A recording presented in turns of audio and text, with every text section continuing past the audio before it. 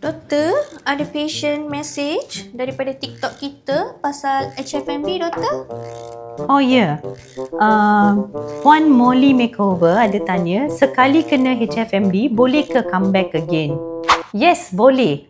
Ingat tak malam patient baru-baru ni kata tahun lepas pun dia kena HFMD?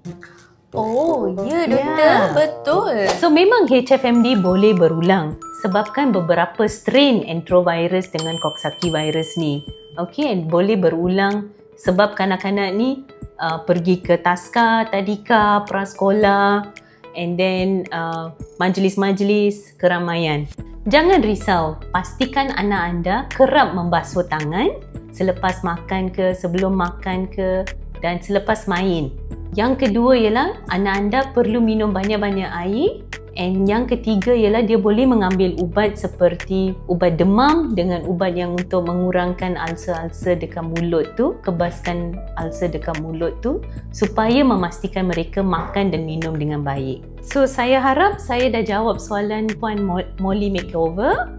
Kalau ada apa-apa soalan tentang HFMD boleh tinggalkan di komen ataupun DM saya. Thank you.